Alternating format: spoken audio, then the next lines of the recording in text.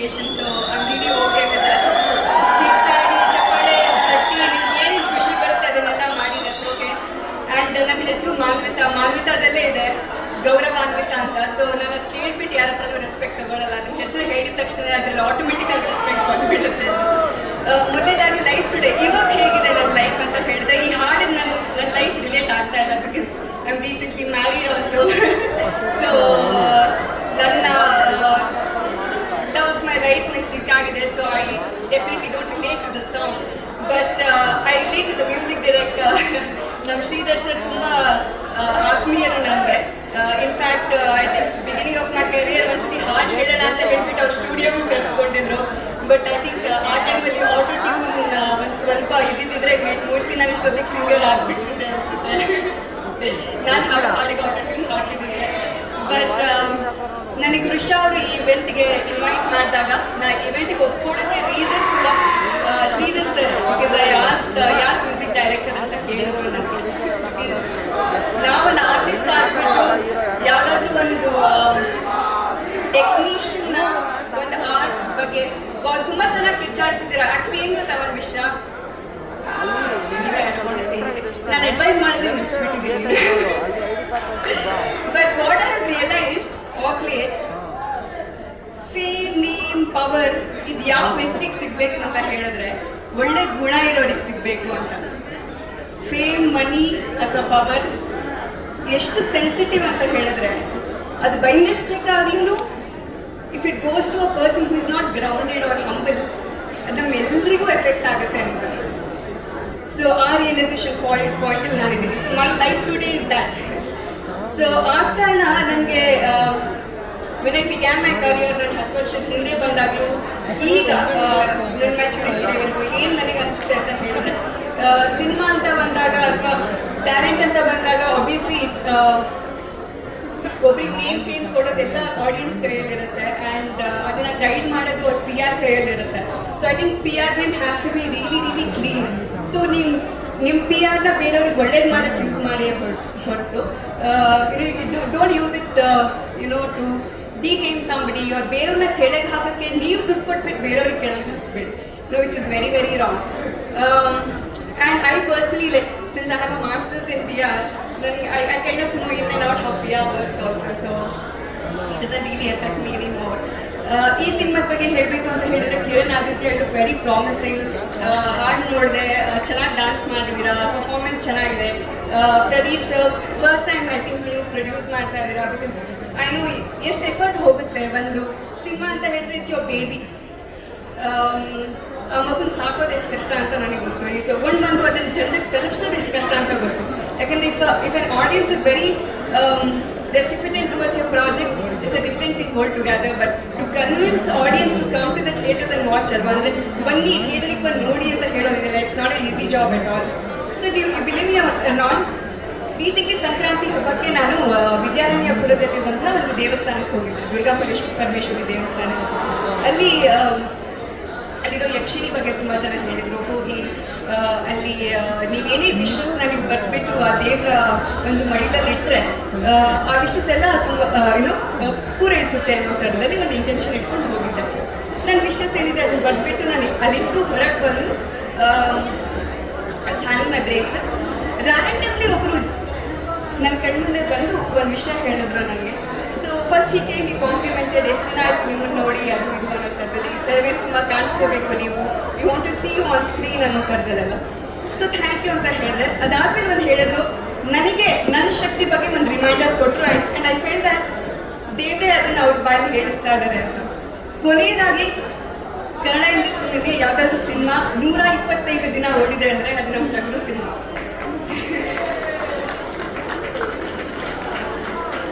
ಸುದಿ ಇಲ್ಲೇ ಇದ್ದಾರೆ, is my dearest friend, ಮೈ ಬಡಿ. ಇನ್ಫ್ಯಾಕ್ಟ್ ನಮ್ಮ ಕೆಂಡಸಂಪಿಗೆ ಅಂತ ನಮ್ಮ ಮನೆಗೆ ನೇಮ್ ಪ್ಲೇಟ್ ಕೊಟ್ಟಿದ್ದೆ ಅವರು. So Sudhi is part of our team.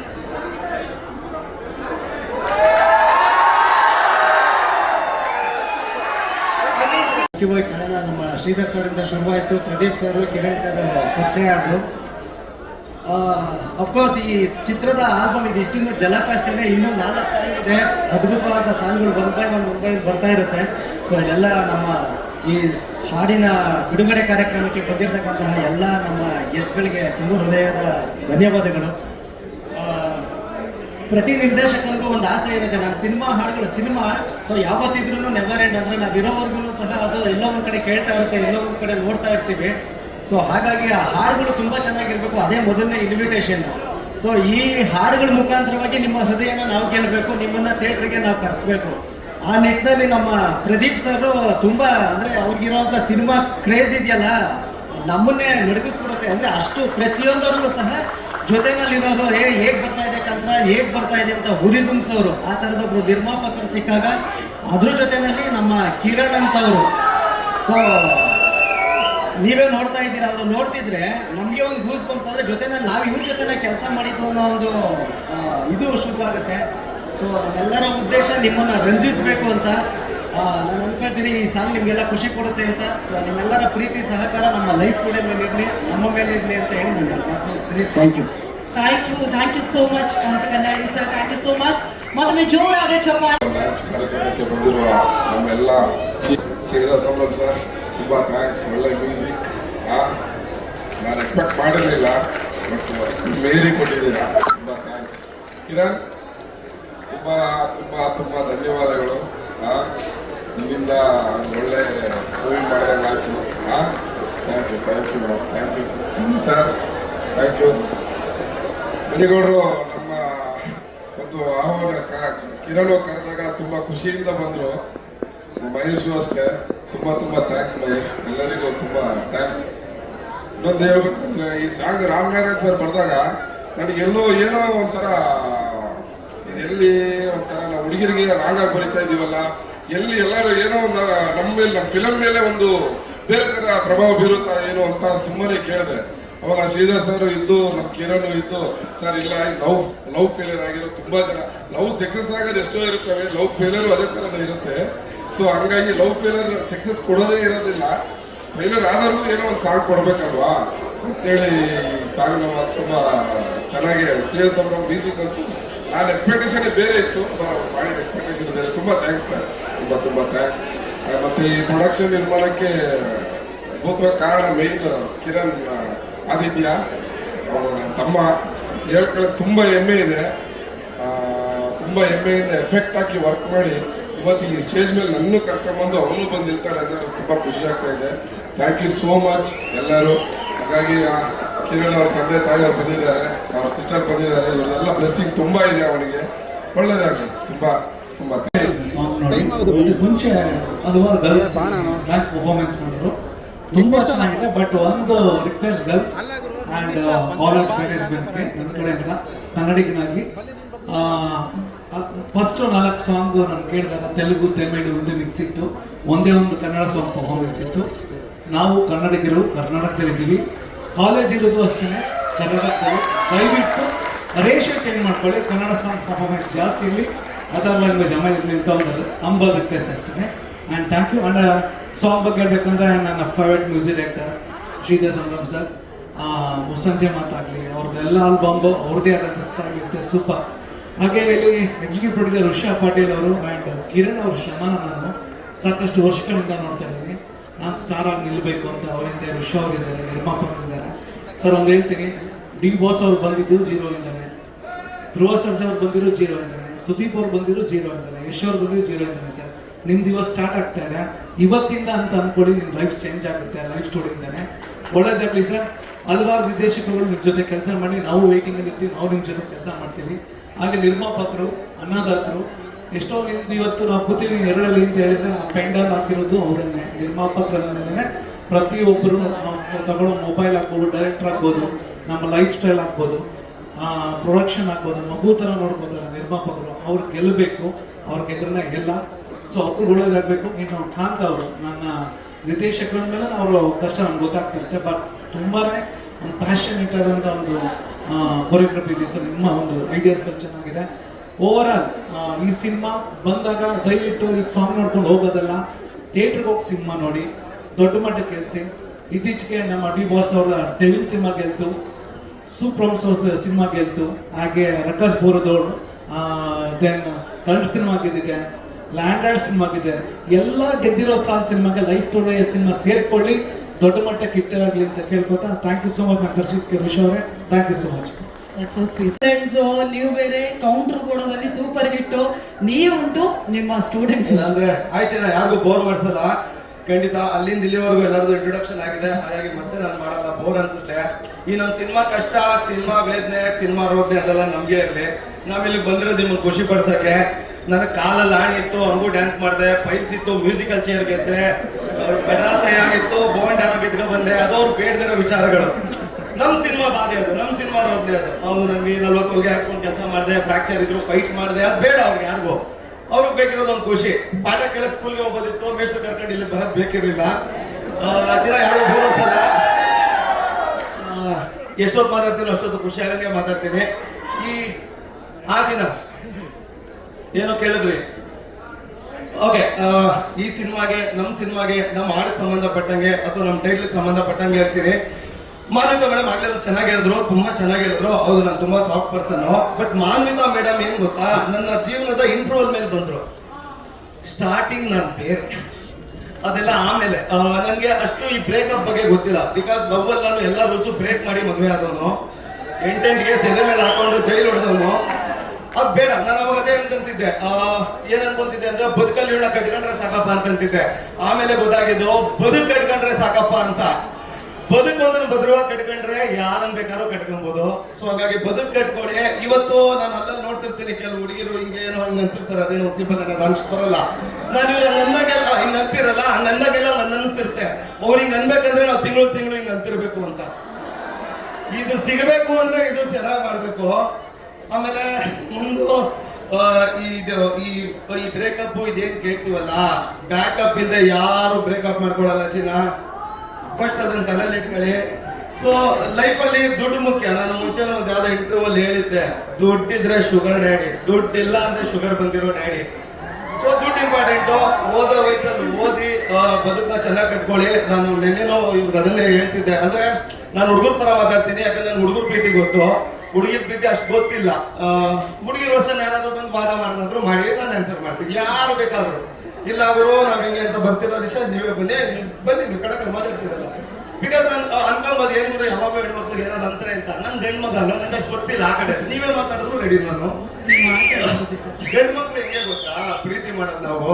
ಪ್ರೀತಿ ಅಂದ್ರೆ ಸಾವು ಬದುಕಿನ ಮಧ್ಯೆ ನಡೆಯೋ ಒಂದು ಆಪರೇಷನ್. ನಮಗೆ ಹೆಣ್ಮಕ್ಳಿಗೆ ಬರೆಯೋದು ಆಡಿಷನ್.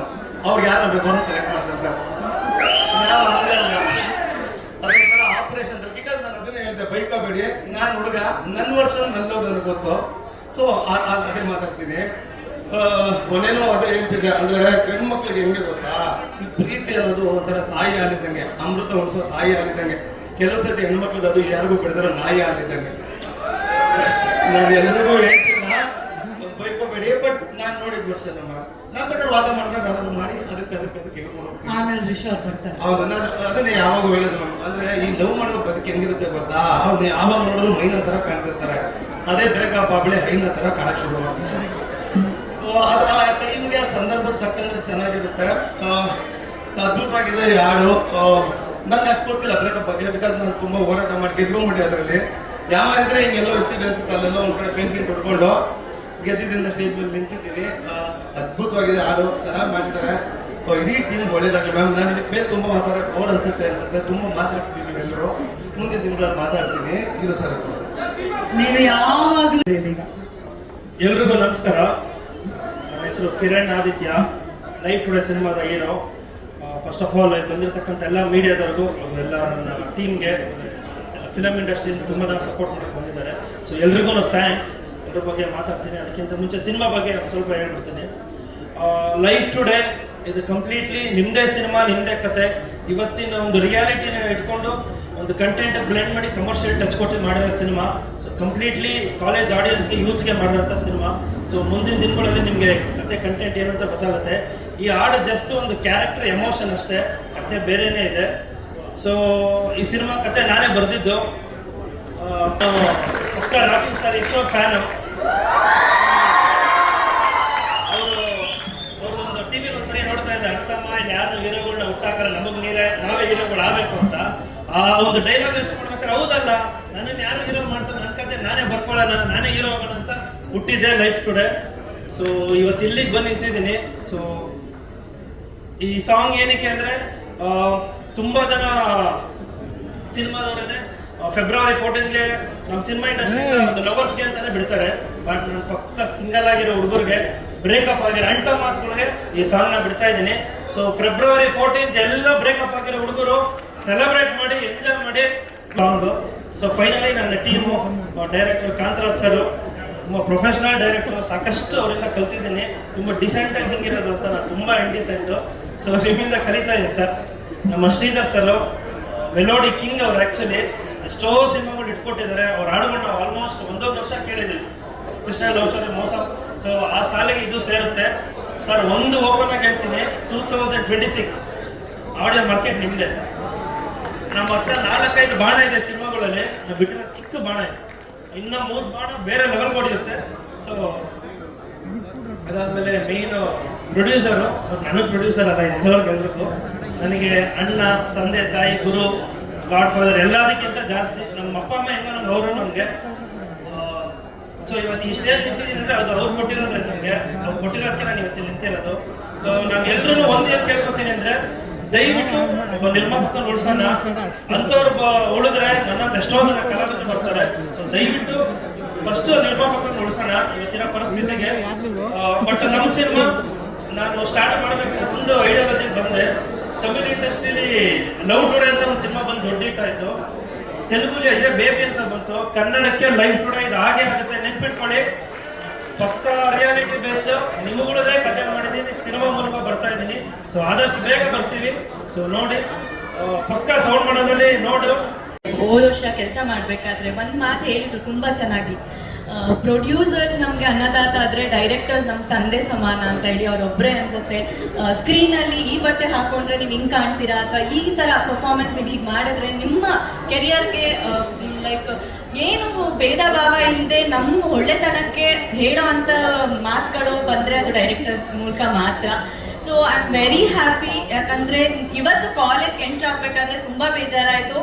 ಕಾಲೇಜ್ ಲೈಫ್ ನಿಜವಾಗ್ಲೂ ಒಂದೇ ಸತಿ ಸಿಗೋದು, ಖಂಡಿತವಾಗ್ಲೂ ಎಂಜಾಯ್ ಮಾಡ್ಕೊಳ್ಳಿ. ಯಾಕಂದರೆ 3 ವರ್ಷದಿಂದ ನಾನು MBA ಮಾಡಿ ಎಲ್ಲೋ ಅಬ್ರಾಡ್ ಹೋಗಿ ಸೆಟ್ಲ್ ಆಗಬೇಕು ಅಂತ ಇದ್ದು ಹುಡುಗಿ, ಇವತ್ತು ಇಲ್ಲಿ ಬಂದು ನಿಂತಿದ್ದೀನಿ ಅಂದರೆ ಒಂದು ಪ್ಯಾಷನ್ ಆಗಲಿ ಮ್ಯಾನಿಫೆಸ್ಟ್ ಮಾಡ್ಕೊಳ್ಳಿ ಲೈಫಲ್ಲಿ. ಸೊ ತುಂಬ ಖುಷಿ ಆಗುತ್ತೆ ಆ್ಯಕ್ಚುಲಿ. ಆ್ಯಂಡ್ ಸುದೀಪ್ ಸರ್ ಬಗ್ಗೆ ಹೇಳಲೇಬೇಕು 1-2 ಮಾತು. ಏನೇನೋ ಹೇಳ್ಬೇಡ. ಇಲ್ಲ ತುಂಬಾ ಚೆನ್ನಾಗಿ ಹೇಳ್ತೀನಿ. ಯಾಕಂದ್ರೆ ಟಗರು ಮೂವಿ ನೋಡ್ಬೇಕಾದ್ರೆ ನಾನು ಇನ್ನೂ ಕಾಲೇಜಲ್ಲಿ ಇದ್ದೆ. ಸೊ ಅವ್ರ ಜೊತೆ ಇವತ್ತು ಅವ್ರ ಜೊತೆಗೆ ಚಾನ್ಸೇ ಇಲ್ಲ. ಅವ್ರ ಜೊತೆ ಒಂದು ಸ್ಟೇಜಲ್ಲಿ ನಿಂತ್ಕೊಂತಾ ಇದ್ದೀನಿ ಅಂತ ಹೇಳಿದ್ರೆ ತುಂಬಾ ಪ್ರೌಡ್ ಫೀಲ್ ಆಗುತ್ತೆ. ಯಾಕಂದ್ರೆ ಅವರಿಂದ ತುಂಬಾನೇ ಕಲಿಯೋದಿದೆ. ಪ್ರತಿಯೊಂದು ಆಕ್ಟರ್ಸ್ಗಳಾಗ್ಲಿ, ಫ್ರೆಶರ್ಸ್ ಎಸ್ಪೆಷಲಿ ನೋಡಿ ಹೆಂಗ್ ಡೌ ಮಾಡ್ತಾರೆ. ಬಿಗ್ ಬಾಸ್ ಅಲ್ಲಿ ನನ್ನ ಜೊತೆ 50 ದಿನ 30 ದಿನ ಜೊತೆಲೆ ಕೆಲಸ ಮಾಡಿದ್ದಾರೆ. ಅದ್ಯಾವುದೋ ಕೈ ಹಿಡ್ಕೊಂಡ್ಬಿಟ್ಟು ಮನೇಲೆಲ್ಲ ರೋದನೆ ಅನ್ನಷ್ಟು ಅವಳಿ ಕೊಡ್ಸೋರು. ಫಸ್ಟ್ ಟೈಮ್ ಸ್ಟೇಜ್ ಮೇಲೆ ನಿಂತೆ ಅಂತ. ಬಿಗ್ ಬಾಸ್ ಬೇರೆ, ನಮ್ಮ ಸಿನಿಮಾ ಬೇರೆ ನೀವು ಹೇಳ್ದಾಗೆ. ಯಾಕಂದ್ರೆ ಸುದಿ ಅಂತ ಅಂದ್ರೆ ಕಾಕ್ರೋಚ್ ಅಂತಾನೆ ನೇಮು. ಯಾಕಂದ್ರೆ ಅದು ನಿಮ್ಮ ಸಿನಿಮಾದಿಂದ ಕೊಟ್ಟಿರೋ ಹೆಸರು. ಬಿಗ್ ಬಾಸ್ ಅನ್ನೋದು ಬಿಗ್ ಬಾಸ್ ಬೇರೆ. ಅದು ನಾವ್ ಯಾವತ್ತೂ ನಮ್ಮ ಹೆಸರನ್ನ ಒಂದು ಸಿನಿಮಾ ಪಾತ್ರಗಳ ಮೂಲಕ ನಾವ್ ಹೆಸರನ್ನ ಗಳಿಸ್ಕೋಬೇಕು. ಅದೇ ಒಂದು ಆರ್ಟಿಸ್ಟ್ಗೆ ಆಗಿ ನಾವು and you are very lucky. Debut ಆಗಿ ಇಷ್ಟು ಚೆನ್ನಾಗಿ ಲಾಂಚ್ ಆಗ್ತಾ ಇದ್ದೀರಾ. ಬಿಕಾಸ್ ನನ್ನ ಸಿನಿಮಾ ಕ್ರೇಜಿ ಕೀರ್ತಿ ಡೆಬ್ಯೂಟ್ ಆದಾಗ ಇವತ್ತಿಗೂ ಹೆಮ್ಮೆಯಲ್ಲಿ ಹೇಳ್ಕೊತೀನಿ, ನನ್ನ ಸೈಮಾ ನಾಮಿನೇಟ್ ಆಗಿತ್ತು ನನ್ನ ಮೊದಲನೇ ಸಿನಿಮಾ ಅಂತ ಹೇಳಿ. So you are very lucky. All the best. ತುಂಬ ಚೆನ್ನಾಗಿ ಮಾಡಿ. ಆ್ಯಂಡ್ ಸಾಂಗ್ ತುಂಬ ಚೆನ್ನಾಗಿದೆ. ಎಲ್ಲ ಬ್ರೇಕಪ್ಸ್, ಈಗಿನ ಜೆನ್ಸಿ ಕಿಡ್ಸ್ಗೆ ಏನಿಲ್ಲ, ಯಾವ ಬ್ರೇಕಪ್ ಇಲ್ಲ, ಏನಿಲ್ಲ. ಕರೆಕ್ಟ್ ಅಲ್ವಾ? ಸೊ ಹೋಗಿ ಸಿನಿಮಾ ನೋಡಿ. ಖಂಡಿತವಾಗ್ಲೂ 14th ಇದಾಗ್ತದೆ, ರಿಲೀಸ್ ಆಗ್ತದೆ. ಖಂಡಿತವಾಗ್ಲೂ ಹೋಗ್ಬೇಕು. ಇಲ್ಲ ಓಕೆ ಸಾರಿ ಕನ್ಫ್ಯೂಸ್ ಆಯ್ತು. ಬಟ್ ಸಿನಿಮಾನ ನೀವ್ ನೋಡಿ ಬೆಳೆಸಿದ್ರೇನೆ ಕೂಡ ನೀವ್ ಹೇಳ್ಬಿಡಿ, ಡೈರೆಕ್ಟರ್ಸ್ ಪ್ರೊಡ್ಯೂಸರ್ಸ್ ಇಲ್ಲೇ ಇದ್ದಾರೆ, ನನ್ಗೆ ಈ ತರ ಸ್ಟೋರಿ ಬೇಕು, ನಮ್ಗೆ ಈ ತರ ಬೇಕು, ಅವಾಗ ನಾವು ಬರ್ತೀವಿ ಅಂತ ಹೇಳಿ. ಯಾಕಂದ್ರೆ ನೀವು ಬಂದು ಚಪ್ಪಾಳೆ ಹೊಡೆದ್ರೆ ಕೂಡ ನಮ್ಮ ಸಿನಿಮಾ ಬೆಳೆಯೋದು. So thank you so much. Very happy. That's so sweet. Thank you so much. ನಿಮ್ಮ ಬಾಯಿಗೆ ಸಕ್ಕರೆ ಹಾಕ್ತೀವಿ. ಆದಷ್ಟು ಬೇಗ ಸಿನಿಮಾ ರಿಲೀಸ್ ಆಗಲಿ, ನಾವು ಕೂಡ ಕಾಯ್ತಾ ಇದ್ದೀವಿ. ಫಸ್ಟ್ ಆಫ್ ಆಲ್ ನನಗೆ ಇಲ್ಲಿ ಇಷ್ಟೆಲ್ಲ ಸಪೋರ್ಟ್ ಮಾಡೋದು ಅಕ್ಷಯ್ ಸರ್.